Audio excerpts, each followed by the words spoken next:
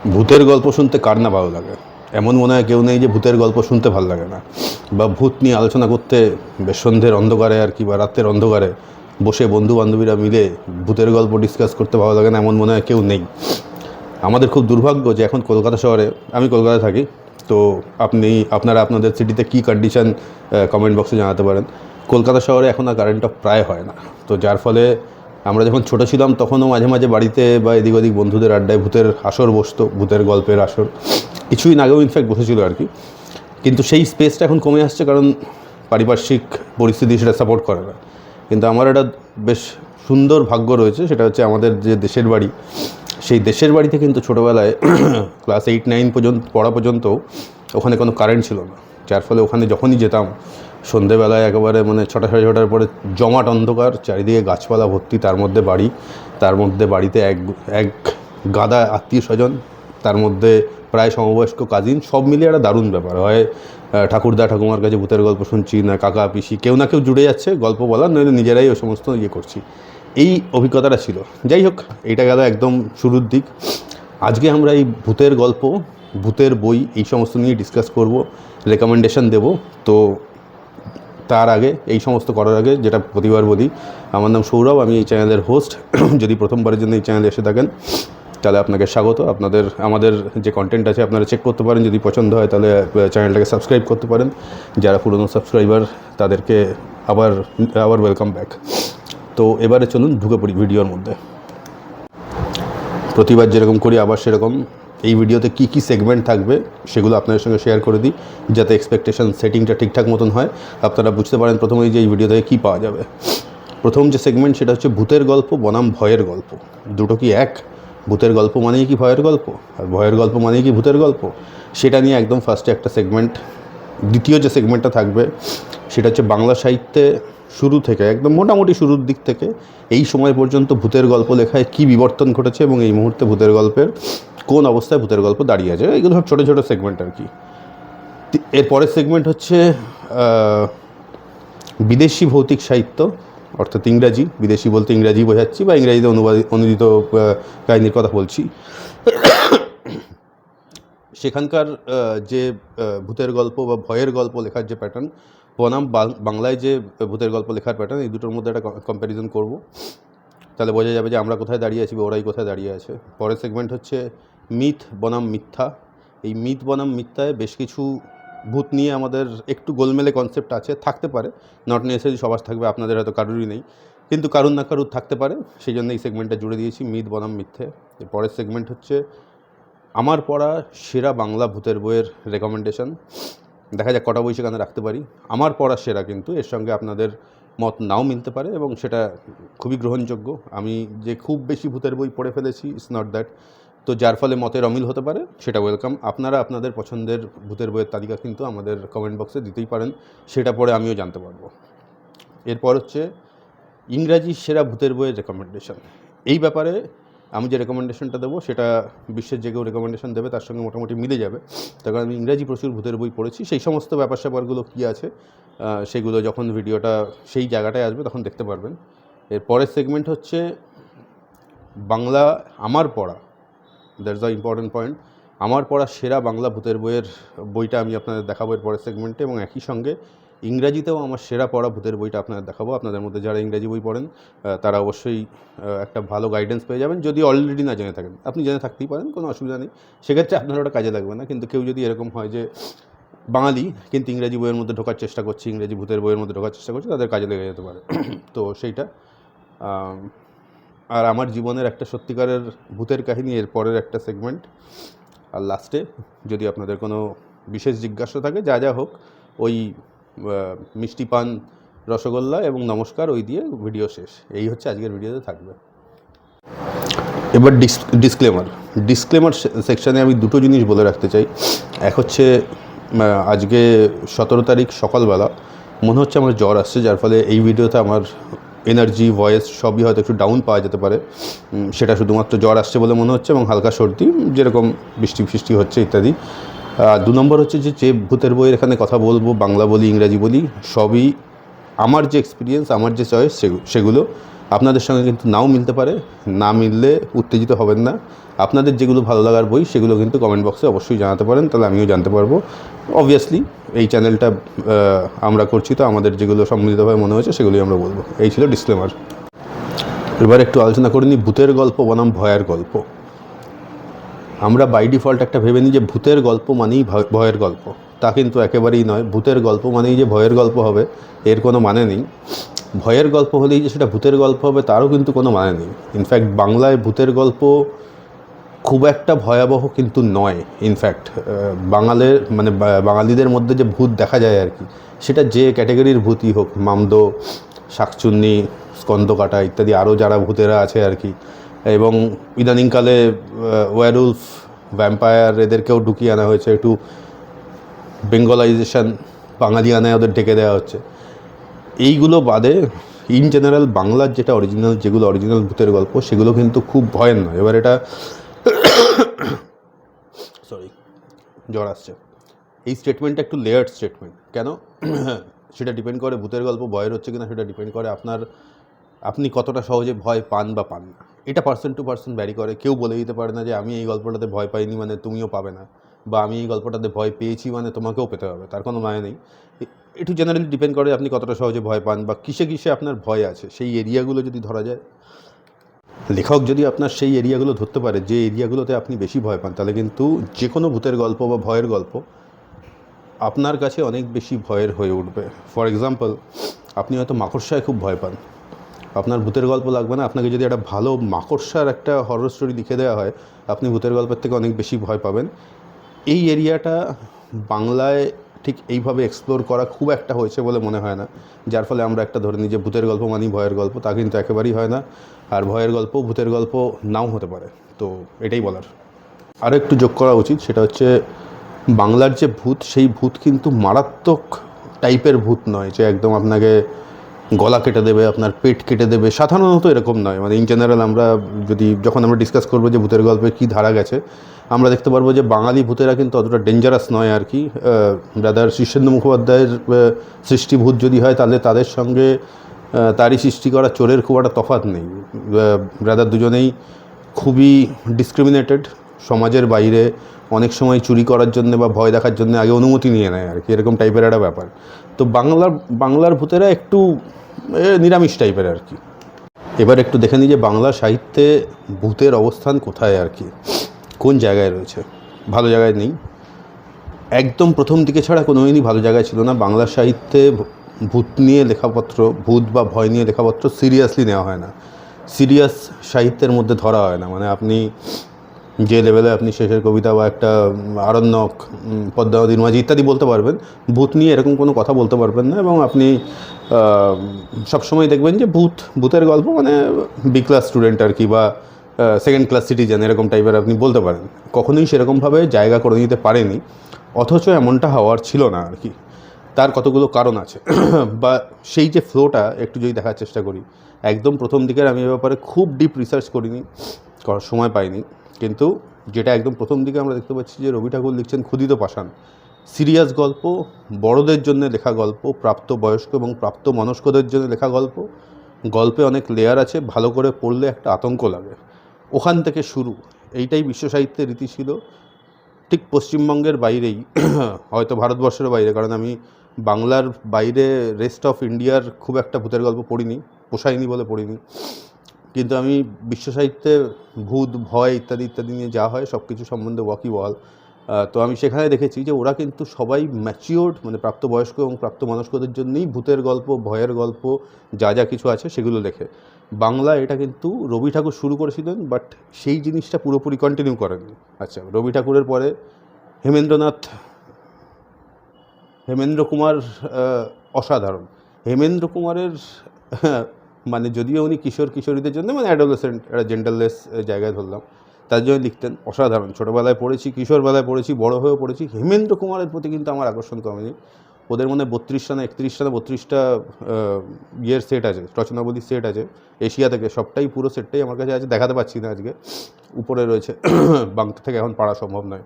মানে এই ভিডিওটা করার আগে প্রিপারেশান নেওয়ার সময় পড়া সম্ভব ছিল না, সেটা অনেক ভিতরে রয়েছে। যাই হোক, হেমেন্দ্র কুমার রায় কিন্তু প্রথম লেখক যিনি ভূত অলৌকিক, সুপারন্যাচারাল, আরও অন্যান্য অনেক রকম জিনিস এক্সপ্লোর করেছিলেন, যেটা কিন্তু আরও অন্যান্য যে সমস্ত জিনিস তিনি এক্সপ্লোর করেছিলেন সেটা কিন্তু সেই সময় বাংলা সাহিত্যে হতো না। তবে এটা অবশ্যই বলতে হবে যে তার কিন্তু প্রচুর লেখা বিদেশি অসাধারণ লেখাটেখার থেকে একটু কপি করা, একটু অনুপ্রাণিত হয়ে করা আর কি লেখা। তো এইটা একটা সমস্যা তার লেখায় আছে, কিন্তু সেই সব ভুলে যান আপনি। জ্বর আসছে। সে ভুলে গিয়ে কিন্তু অসাধারণ হেমেন্দ্র রায়। হেমেন্দ্র রায়ের পরে কি হলো, বিভূতিভূষণবাবু তারানাথ তান্ত্রিকের দুটো গল্প লিখেছিলেন। সেটা সেই সময়ের জন্যে প্রথমবারের জন্য কোনো তন্ত্রমন্ত্র নিয়ে, তান্ত্রিক নিয়ে লেখা হলো। তারপর তার ছেলে তারাদাস বন্দ্যোপাধ্যায়ও তারানাথ তান্ত্রিক নিয়ে বেশ কিছু গল্প লিখেছেন। এখন তো তারানাথ তান্ত্রিক এর অবস্থান শাহরুখ খানের মতন বানিয়ে দেওয়া হচ্ছে। ফ্যান ফিকশন লেখা হয়েছে, সেখানে তারানাথ তান্ত্রিক কাকে যেন চুমুও খাচ্ছে, কোনো মেয়েকে চুমু খাচ্ছে। যাই হোক, সেসব নিয়ে আমার কোনো ইয়ে নেই। শরদিন্দু বন্দ্যোপাধ্যায় বেশ কিছু ভূতের গল্প লিখেছিলেন। বড়দা নামক চরিত্রকে নিয়ে আপনারা জেনে থাকতে পারেন, যারা সানডে সাসপেন্স শোনেন বা আপনারা যারা এমনিও বই পড়েন। বড়দাকে নিয়ে বেশ কিছু গল্প আছে। তারপরে আসলো হচ্ছে সুনীল গাঙ্গুলি, বেশ কিছু শুধু ভূতের গল্প নয়, সুনীল গাঙ্গুলি বেশ কিছু অলৌকিক গল্পও লিখেছিলেন, যেখানে ভূতের প্রেজেন্স নেই, বাট সুপার ন্যাচারাল, আনএক্সপ্লেনেবল কিছু একটা, এমন কিছু হচ্ছে এটা ব্যাখ্যা করা যাচ্ছে না, এরকম জিনিস কিন্তু সুনীল গাঙ্গুলির লেখায় পাওয়া গেছে। শীর্ষেন্দুর ভূত খুবই নিরামিষ ভূত, শীর্ষেন্দুবাবুর ভূত। যেমন বললাম যে ভূত আর চোরের মধ্যে খুব তফাৎ নেই, দুজনেই খুবই মানে সমাজ থেকে বিতাড়িত প্রাণী। খাওয়া দাওয়া, ভয় দেখানো ইত্যাদি এগুলো করা তাদের পক্ষে খুব মুশকিল, তারা নিজেরাই খুব ডিসক্রিমিনেটেড। তো এই ব্যাপার, লাস্টে গিয়ে স্মরণজিৎ এখন কিছু ভূতের গল্প লিখছে, আমি দু একটা পড়েছি, ঠিক আছে। যে যার লেখা বাংলা সাহিত্যের মধ্যে আমি কারুর লেখা দিয়েই হরিফাইড হয়নি, টেরিফাইড হয়নি, দুটো তিনটে দেখা ছাড়া, সেগুলো আমি যখন বই দেখাবো তখন বলছি। একজনের লেখা পড়ে কিন্তু আমার একটু হররটা আমি ফিল করলাম। তিনি হচ্ছেন অভীক সরকার, আপনাদের অনেকেরই খুব প্রিয় লেখক। অভীক সরকার কিন্তু মনে হচ্ছে একটা নতুন ধারার হরর এক্সপ্লোর করার চেষ্টা করছেন। দেখা যাক কী হয়, আমরা অভীক সরকারের দিকে নিশ্চয়ই তাকিয়ে থাকবো, কারণ এই জনরাটাও কাজ হওয়া উচিত। আচ্ছা, কিছু ক্যারেক্টারিস্টিক্স বলে দিই ভূতের গল্প আমাদের যেটা বাংলায় আছে। ভূতের গল্পের কোনো নভেল নেই, আমরা এখানে ভূতের গল্প বাংলায় নভেল ফর্মে, উপন্যাস ফর্মে এক্সপ্লোর করি না। আপনি এটা সামনেই রয়েছে পুতুল নাচের ইতিকথা, সবে রিভিউ করে তুলেছি, এখনো বইটা তোলা হয়নি। যাই হোক, আপনি এরকম কোনো ভূতের বই, ভালো ভূতের বই, আমি ওই 149 টাকার 10টা বই কিনে ফেললাম আজকে, ওই সব ভূতের বইয়ের কথা আমি বলছি না, ওসব পড়ে কোনো লাভ নেই। আপনি ভালো ভূতের বই যেটা আপনাকে একটা হরর দেবে বা আপনাকে কিছু একটা এক্সাইটমেন্ট দেবে, সেরকম কোনো বই আপনি পাবেন না। তার কারণ উপন্যাস ফর্মে বাংলা ভূতের বই কিন্তু এক্সপ্লোর করা হয়নি, বেশিরভাগই হচ্ছে শর্ট স্টোরি। ইংরাজি ভাষায় লেখা ছোটো গল্প, এই ভূতের গল্পের সঙ্গে যেটা মেন ডিফারেন্স এটাই থেকে যায়, ওরা কিন্তু ওদের যেরকম শর্ট স্টোরি আছে ভূত নিয়ে, লং স্টোরি উপন্যাস আছে, এবং সেগুলো বেশ বড় বড় আছে আর কি, এবং ইপক মেকিং আছে, মানে বেশ নতুন ধারার জন্ম দিল, এরকমও রয়েছে। আমাদের কিন্তু সেইটা নেই আর কি। আর ভূতের গল্প, ভয়ের গল্প যা বললাম, বেশিরভাগই অ্যাডোলেসেন্টদের জন্যে, অল্প বয়সী, আপ টু 25, 30, 35। তারপরে আপনার পড়তে খুব ভালো নাও লাগতে পারে, যদি না আপনি 35-15 মতন থেকে যান, সেটা হতেই পারে, সেটা হলে ভালো লাগবে। কিন্তু প্রাপ্ত বয়স্কর সাথে সাথে যদি প্রাপ্ত মনস্ক হয়ে ওঠেন, তাহলে কিন্তু ভালো নাও লাগতে পারে। এবং ভূতের গল্পকে এখানে সিরিয়াসলি একটু কম নেওয়া হয়, তাই হচ্ছে বাংলা ভূতের গল্প আর কি।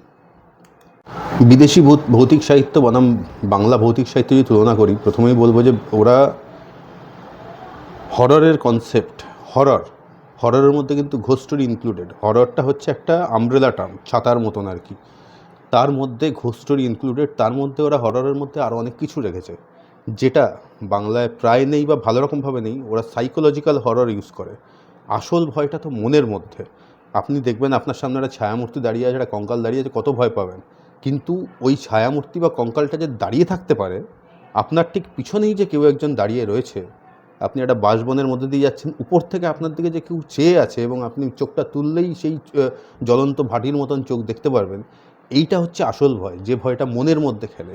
এই মনের মধ্যে খেলা ভয় বাংলা সাহিত্যে খুব বেশি এক্সপ্লোর হয়নি। আপনার জানা থাকলে অবশ্যই জানাবেন, যেগুলোই আমি বলছি, যেগুলো আমার জানা নেই। তার কারণে বাংলা ভূতের বই পড়া বহুদিন ছেড়েছি। শুধু আমি অভীক সরকার যেমন বললাম, আমার কিন্তু দুটো বই, এবং ইনকিউজিশন এবং খোড়া ভৈরবীর মাঠ আমার কিন্তু ভালো লেগেছে, তো আমি অভীক সরকারের বইগুলো পড়বো ঠিক করেছি। দেন দ্যাট আমার জানা নেই, আপনারা জানা থাকলে অবশ্যই জানাতে পারেন। তো ওরা ওই সাইকোলজিক্যাল হররটা ইংরাজি সাহিত্যে ধরেছে, লং ফর্মে মোটা মোটা ভূতের বই আছে, চোখা পাতলাও আছে, নভেল আছে, উপন্যাস, ভালো উপন্যাস। বিদেশিরা কিন্তু মানে প্রথম বিশ্বে ওরা কিন্তু ভূতের গল্পকে বাচ্চাদের গল্প, কিশোর কিশোরীদের গল্প, গ্রেড বি লিটারেচার এই রকমভাবে কিন্তু ট্রিট করেই না। ওদের ইউনিভার্সিটিতে কিন্তু অক্সফোর্ডেও বেশ অ্যাডভেঞ্চার গল্প টল্প, ভূত ছোঁয়া গল্প টল্প পড়তে হয় আর কি, ওভারঅল একটা আন্ডারস্ট্যান্ডিংয়ের জন্য, যেটা আমাদের এখানে নেই। এখানে না ভূতের সেরকম কাজকর্ম আছে মারাত্মক কিছু, না ভূত ভৌতিক সাহিত্যিকদের খুব একটা কদর আছে আর কি, হুইচ ইজ আনফর্চুনেট ডেফিনেটলি। তো এইটা একটা ব্যাপার। ওরা শর্ট স্টোরি লিখেছে, আমরাও শর্ট স্টোরি লিখেছি। ওরা সাইকোলজিক্যাল হরর এবং তার সঙ্গে ওরা প্রচুর এরকম বই লিখেছে যেগুলো ভয়ের বই, নট নেসেসারিলি ভূতের বই। কিন্তু সেই সীমারেখাটা, এই দিকটা যদি ভূতের বই হয়, এদিকটা যদি ভয়ের বই হয়, সীমারেখাটা এমনভাবে মুছে দিয়েছে আপনি ধরতে পারবেন না যে কখন আপনি ভূতের বই পড়ছেন আর কখন আপনি ভয়ের বই পড়ছেন, ঘেঁটে দেবে আপনাকে। তো এইটা একটা ব্যাপার।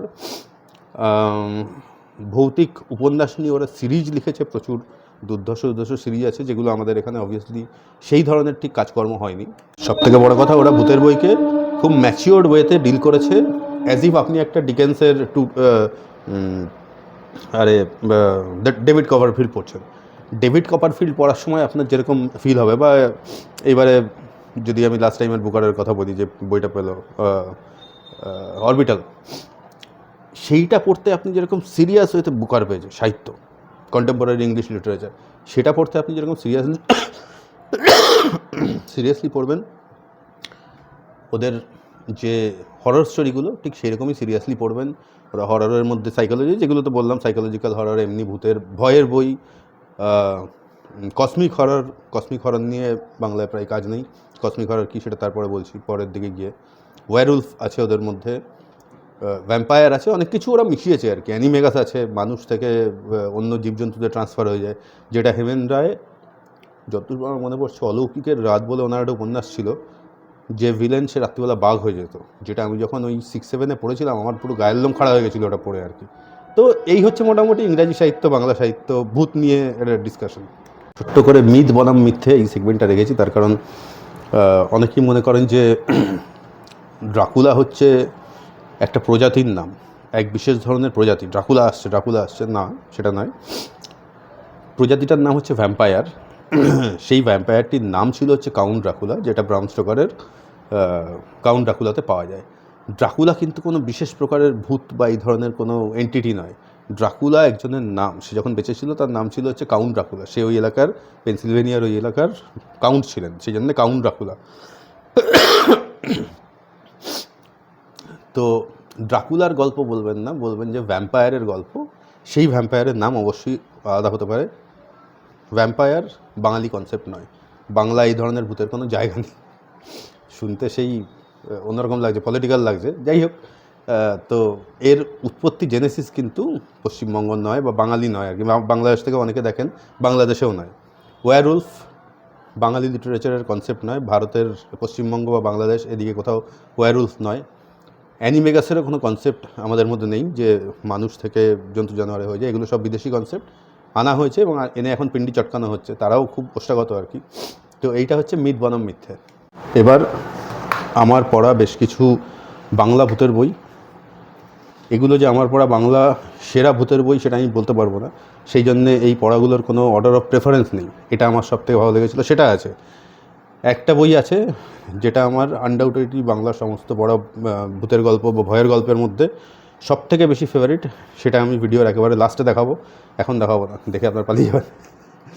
যাই হোক, আমার কাছে যা আছে আমি সেটাই দেখাচ্ছি আর কি। এগুলো সব বই নয়, কেন মানবেন্দ্র পাল একটা সময় খুব ভালো গল্প লিখতেন, আমি জানি না উনি এখন লেখেন কিনা, অশরীরী আতঙ্ক ছোটো বয়সে পড়েছিলাম, মন্দ লাগেনি। আনন্দ পাবলিশার্স,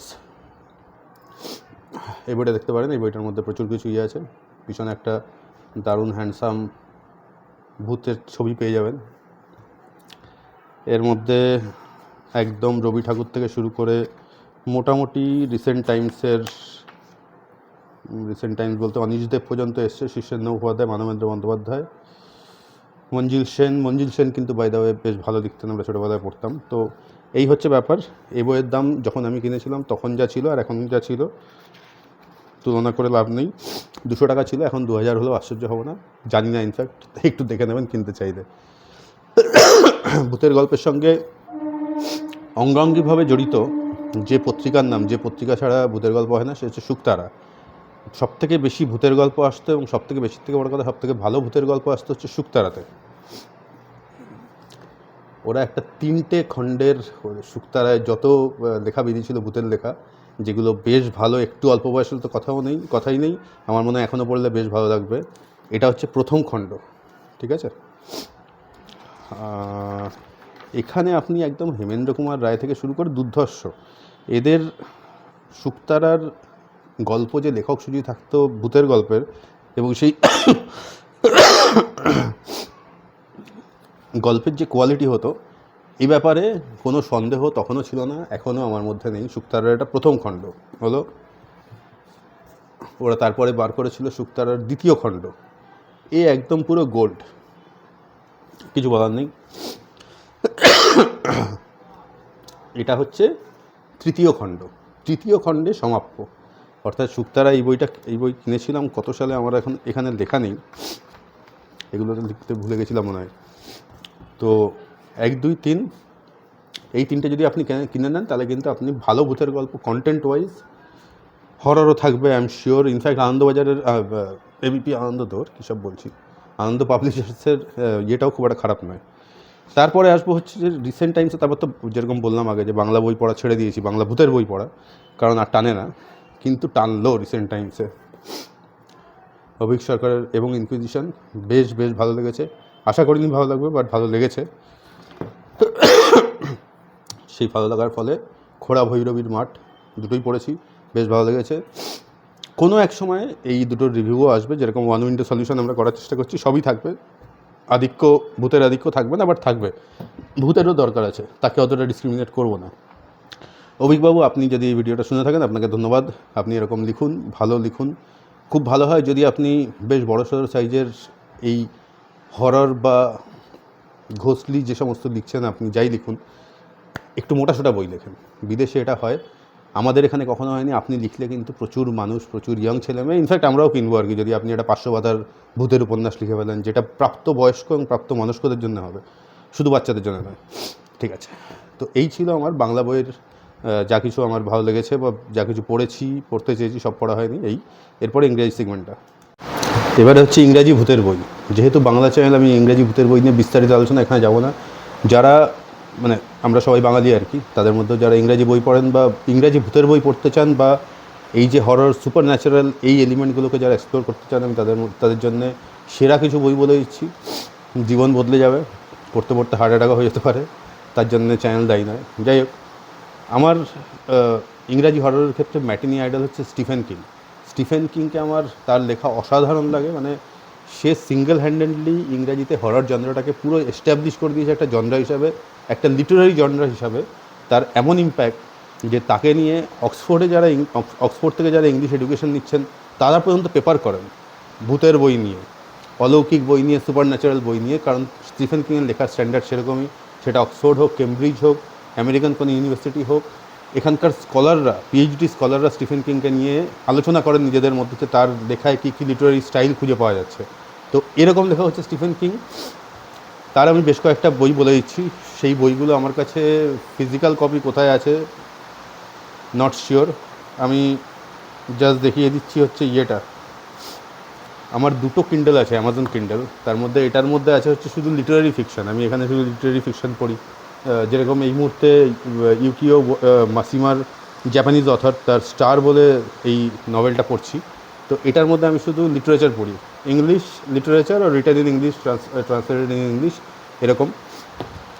আর একটা আমার সেকেন্ড কিন্ডেল আছে, এই কিন্ডেলটা শুধু অ্যাডভেঞ্চার, স্টিফেন কিং, লাভক্রাফট এই সমস্ত পড়ার জন্য, অর্থাৎ যেটা বলে ভূত, সুপার ন্যাচারাল, হরর, টেরার, যে জিনিসগুলো আমি অ্যাকচুয়ালি বাংলাতে পাইনি, আমি ইংরাজিতে বা ইংরাজি ভাষায় লেখা বিভিন্ন দেশের লেখক লেখিকা আমি পেয়েছি।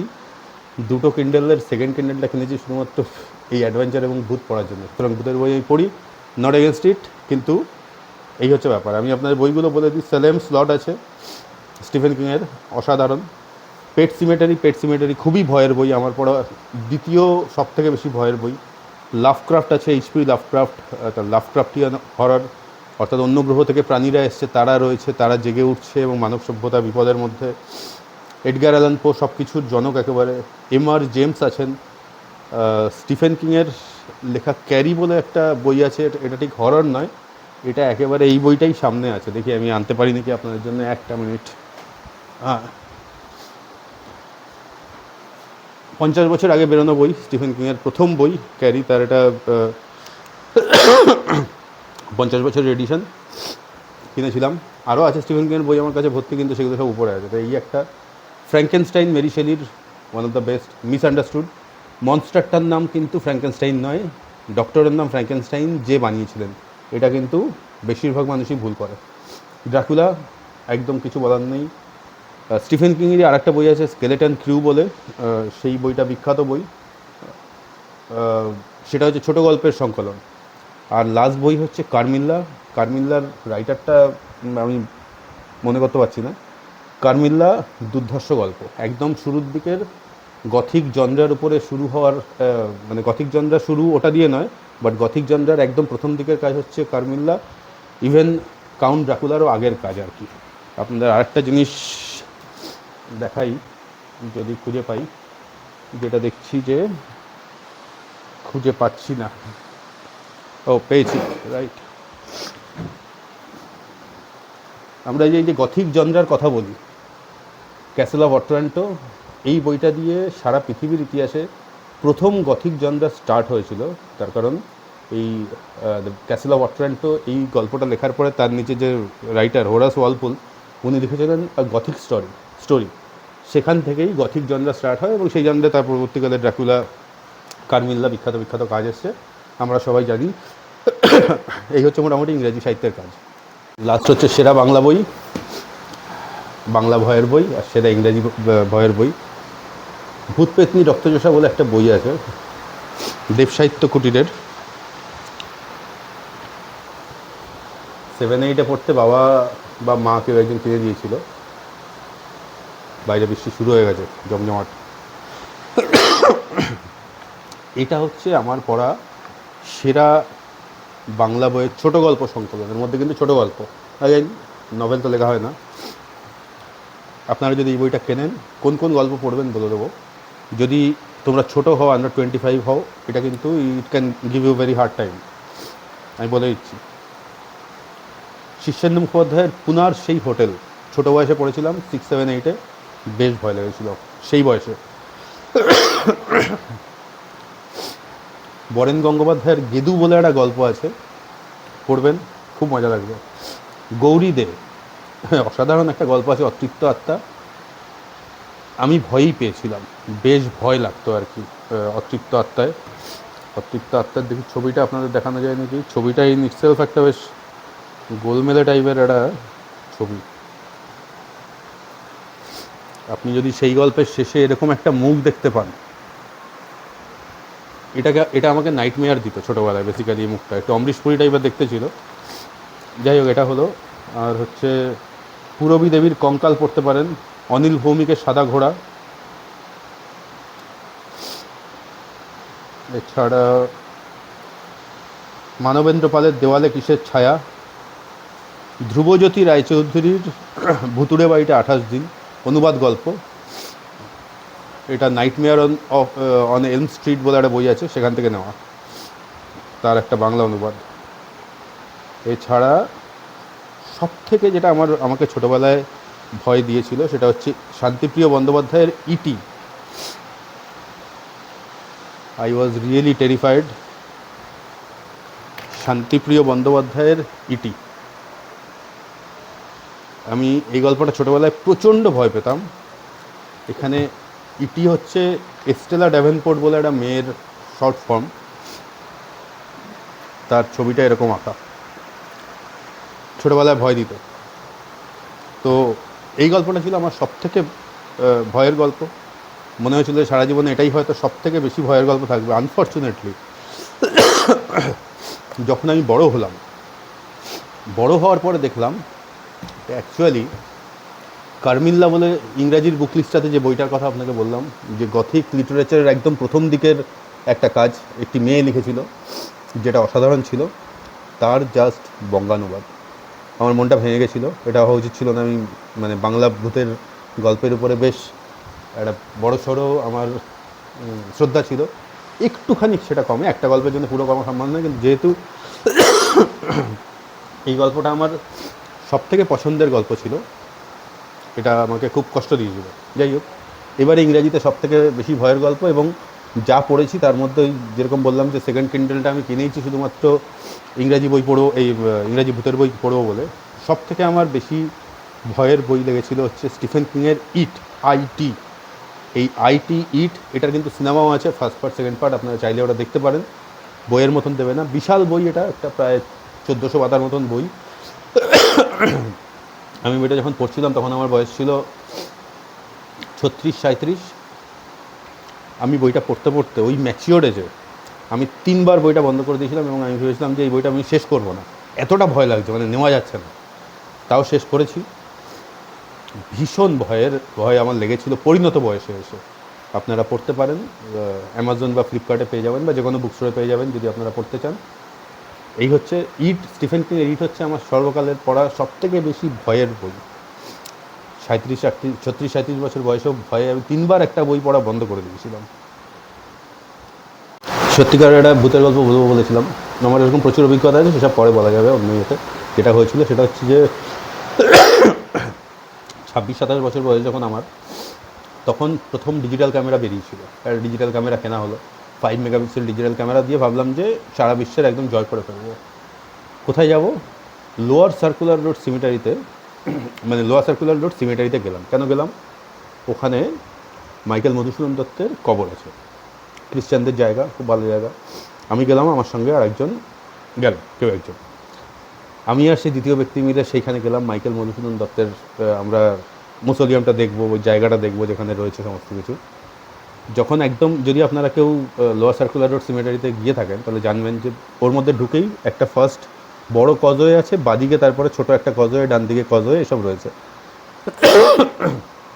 বাদিকের কজওয়েটাতে ঢুকতে গেলাম, একটা কুকুর ওখানে শুয়েছিল রাস্তার ধারে, না সরি, ওই কজওয়েটার একদম উপরে, মানে সিমেন্টে বাঁধানো পথটার মাঝখানে।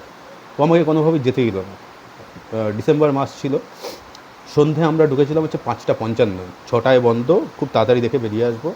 এবং লোয়ার সার্কুলার রোড সিমেটারিটা এমন একটা জায়গা, ভিতরে ঢুকলে বাইরে থেকে কিন্তু আর কোনো আওয়াজ সেইভাবে আসে না। তো যাই হোক, কুকুরটা আমাকে যেতে দিল না, চমকে গেলাম, কীভাবে যেতেই দিচ্ছে না একেবারে, এই জায়গাটা দিয়ে যাওয়া যাবে না। ভালো কথা, ওখান থেকে আমরা বেরিয়ে আসলাম, মাইকেল মধুসূদন দত্তের যে স্ট্যাচুটা আছে ওখানটাতে গেলাম, তাকে রেসপেক্ট দিলাম, দাঁড়ালাম একটু, আবার ফিরে আসছি, কারণ হাতে 5-7 মিনিট 10 মিনিট টাইম ছিল। বেরোনোর সময় এবারে যখন ফিরে আসছি টিকিট বুকিং কাউন্টারটার দিকে, যাওয়ার সময় যে কজওয়েটা বাদিকে ছিল, ফেরার সময় ওই কজওয়েটা ডান দিকে। ডান দিকে দেখলাম কুকুরটা এবারে পথ থেকে নেমে শুয়ে আছে। ভাবলাম যে ভালো কথা, এবারে নেমে শুয়ে আছে, এবার চলে যাই। এবার দুজনে মিলে এগোতে চাইলাম, এগোতে যেতেই কুকুরটা ওখান থেকে পথের পাশটা থেকে উঠে প্রচণ্ড জোরে, আগের থেকেও বেশি জোরে চিৎকার করতে শুরু করলো। চিৎকার করতে করতে ও সামনে ছুটে গিয়ে, সামনে বাদিকে রাস্তাটা ক্রস করে একটা কবর ছিল, সেইটার উপরে উঠে পরিত্রায় চিৎকার করতে শুরু করলো, অ্যাজ ইফ ওই লাইনটা ক্রস আমি করতে পারবো না, এরকম একটা কিছু বোঝাতে চাইছি। এবারে তখন আর সিমেটারিতে কেউ নেই, একটু গা ছমছমই লাগে, যে ছাড়ো এই সমস্ত, একটা ছবি তুলে বেরিয়ে যাবে। তখন তো সেলফি টেলফি ছিল না, এরম করে, মানে এরম ডিজিটাল ক্যামেরা ঘুরিয়ে এরম একটা ছবি তোলা হলো 2 মক্কেলের। এবার কুকুরটা চেঁচিয়েই যাচ্ছে, তো বেরিয়েও আসছিলাম, তারপর ভাবলাম যে কুকুরটা একটা ছবি দেখি, কবর শুদ্ধ, দারুণ ব্যাপার হবে, এরম তো দেখা যায় না, পরে গল্পটা বলা যাবে। ছবি নিলাম আর কি, সেই ছবি রিভিউ করলাম, খুব ভালো কথা। বাড়িতে এসে রাত্রি 11টা 11:30, স্নান ফান করে খাওয়া দাওয়া করে তারপরে যখন ক্যামেরাটা বার করলাম, কোডাকের ক্যামেরা ছিল, বার করে ছবি এদিক ওদিক উল্টাতে গিয়ে দেখি ওই যে পার্টিকুলার ছবিটা, কবরটা রয়েছে, কফিনটা রয়েছে, কুকুরটা নেই। রাত্রি 11:30 12টা বাজে তখন, পুরো শিরদাঁড়া দিয়ে ঠান্ডা স্রোত বয়ে গেল। রাত্রিবেলা ঘুমাতে পারলাম না, আমার ঘুম আসতে বেশ ডিস্টার্ব হয়েছিল। আমি কিন্তু চিকেন হার্টেড বা দুর্বল টাইপের মানুষ একেবারেই নই। আমি ওই হাতে বাঁশ নিয়ে, ছোটোবেলায় আপনারা দেখেননি, কাঁচা শ্মশানে একবার একটা মরা পুড়ছিল না, বৃষ্টি হয়ে কাঠফাট সব ভিজে গেছিলো, তো এনাফ কাঠ ছিল না। তো যে ডোম ছিল সে তখন বললো যে এই বডিটাকে যদি পেটানো যায় তাহলে কিন্তু এই বডিটা পুড়বে, নাহলে কিন্তু কাঁচা ফাঁচা হয়ে থাকবে। কেউ আসেনি ন্যাচারালি, যার কথা বলছি তিনি আমার নিজেরই ঠাকুরদা, বাবা জ্যাঠা কেউই আসেনি। আমি কিন্তু গেছিলাম, আমি কিন্তু ওই বডিটা ভেঙেছিলাম বাঁশ দিয়ে মেরে মেরে। কী করে করেছিলাম এখন ভাবলে আশ্চর্য লাগে, কিন্তু করেছি আর কি। এরকম আরও অনেক কিছু কাজ করেছি। যে আমি কিন্তু চিকেন হার্টেড পার্সন নই যে ভয় পেয়ে যাবো, কিন্তু আমি সেদিনকে ভয় পেয়ে গেছিলাম। বেশ কয়েকদিন রাত্রিবেলা ঘুম হয়নি, আনএক্সপ্লেন্ড এখনও, আমি জানি না কী ব্যাপার। আমি লজিক্যাল পার্সন, এটাই বলা ছিল। আর কিছু বলার নেই, ভিডিও শেষ। যদি কোনো বই সম্বন্ধে কিছু জিজ্ঞাসা করতে চান, স্পেসিফিক কোনো বই সম্বন্ধে কমেন্টে জানাবেন। ভিডিওটা কেমন লাগলো সেটা জানাবেন। কিন্ডেল নিয়ে যদি সেপারেট ভিডিও চান, হতেই পারে যে আপনারা কিন্ডেল কিনবেন ভাবছেন, হয়তো ইংরাজি বই নিয়ে কোনো কিছু বলার থাকলে সেটা জিজ্ঞেস করতে পারেন। আমাদের একটা ইংরাজি চ্যানেল আছে যেটা চালাতে পারি না, তার কারণে আমি বাংলায় কাজ করতে বেশি ভালোবাসি, কিন্তু আছে, এবং ভবিষ্যতে হয়তো যদি একটা দুটো স্টাফ নিতে পারি তো ওটাও চালাবো। চ্যানেলের নাম হচ্ছে his Literary wisdom. His Literary wisdom, আমি লিখে দিচ্ছি। তো এই কেমন লাগলো ভিডিও, সাজেশন দিতে পারেন। অন্য কোনো ধরনের ভিডিও দেখতেই পাচ্ছেন যে আমরা একটু বড় ভিডিও হয়, বাট রিসার্চ করে বানানো ভিডিও হয়। যদি আর এরকম কোনো রিসার্চ ধর্মী বা কোনো টপিকের উপরে ভিডিও চান, কমেন্ট বক্সে লিখবেন। এই ভিডিওটা কেমন লাগলো লিখবেন। সাবস্ক্রাইব করতে পারেন চ্যানেলে, করবেন অবশ্যই, এটাই আশা করবো। লাইক করবেন, যা কিছু বলার করবেন, শেয়ার করবেন ভিডিওটা বন্ধুদের সঙ্গে। ভূত নিয়ে ইন্টারেস্টেড মানুষের অভাব নেই, সত্যি কথা। তার বয়স যাই হোক না কেন, অল্প বয়সে একটু বেশি হতে পারে, বেশি বয়সে একটু কম হতে পারে, কিন্তু ভূত নিয়ে কারোর ইন্টারেস্ট নেই, এটা প্রায় হয় না। আপনার চাইলে এই ভিডিওটা ডোনাল্ড ট্রাম্পের সঙ্গে শেয়ার করতে পারেন, ভূতেদের সঙ্গে শেয়ার করতে পারেন, ওরাও জানতে পারে যে আমরা ওদেরকে কীভাবে ইভ্যালুয়েট করি, ওদেরও কাজে দেবে। তো এরকম যা কিছু করার করে ফেলতে পারেন আর কি। আজকের জন্য এই পর্যন্তই, দেখা হয় পরের ভিডিওতে। বাবাই, ভালো থাকবেন, ভালো বই পড়তে থাকবেন।